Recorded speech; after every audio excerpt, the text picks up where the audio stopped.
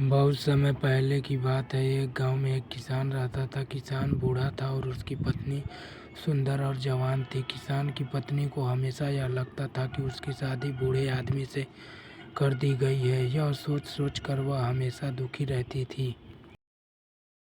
एक दिन उस गांव में कहीं से एक ठग आया और उसने किसान की पत्नी को देखा तो वह समझ गया कि यह स्त्री अपने पति से प्रसन्न नहीं है। ठग किसान की पत्नी के पास आकर बोला, सुंदरी, तुम बहुत सुंदर हो। मुझे तुमसे प्यार हो गया है और मैं तुम्हारे संग अपना जीवन बिताना चाहता हूँ। क्या तुम मेरे साथ मेरे गांव चलोगी? किसान की पत्नी ठग की बातों में आ गई और अपने पति को छोड़कर उसके साथ जाने के लिए तैयार हो गई। दोनों ने भागने के लिए समय तय कर लिया। ठग ने कहा, तुम्हारा पति तो बूढ़ा हो गया है, वह धन का क्या करेगा? तुम अपने साथ घर में रखा धन और जेवर भी रख लेना, वो भविष्य में हमारे बहुत काम आएंगे।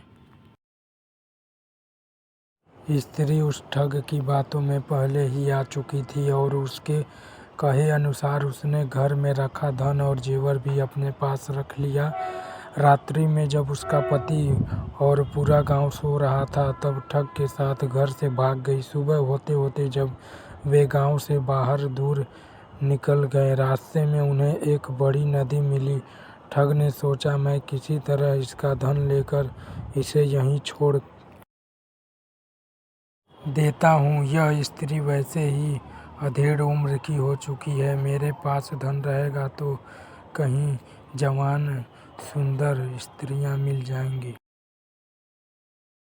नदी को देखकर ठग बोला, प्रिय, इतना सारा धन लेकर हम नदी को पार नहीं कर सकते। पहले इस धन को नदी के पार ले जाकर किसी सुरक्षित स्थान पर रख देता हूँ, फिर तुम्हें भी नदी पार करा दूंगा। किसान की पत्नी पहले ही ठग की बातों में आ गई थी। इस बार भी उसने बिना सोचे समझे ठग को धन की गठरी दे दी और वहीं बैठकर उसके आने का इंतजार करने लगी। बहुत अधिक समय बीत गया परंतु ठग लौटा नहीं। अब किसान की पत्नी को सारा माजरा समझ में आ गया और अपना सब कुछ लूट जाने के दुख से नदी किनारे बैठकर रोने लगी।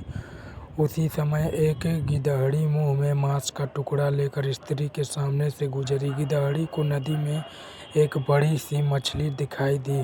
गिदहड़ी ने मछली पकड़ने के लिए उस पर झपट्टा मारा। मछली उछलकर दूर चली गई और गिदहड़ी के मुंह में रखा मांस का टुकड़ा नदी में गिर गया और तेज धार में बह गया। यह देखकर किसान की पत्नी गिदहड़ी से बोली, अरे तू तो अपनी मूर्खता के कारण मांस के टुकड़े और मछली दोनों ही हाथ से खो बैठी। किसान की पत्नी की बात सुनकर गिदहड़ी ने जवाब दिया, अरे मूर्ख, तू तो मुझसे भी ज़्यादा बेवकूफ़ है जो अपने प्रेमी के लिए अपने पति को छोड़कर आ गई और वो तेरी धन दौलत लेकर तुझे छोड़कर चला गया। तू तो घर की रही ना घाट की।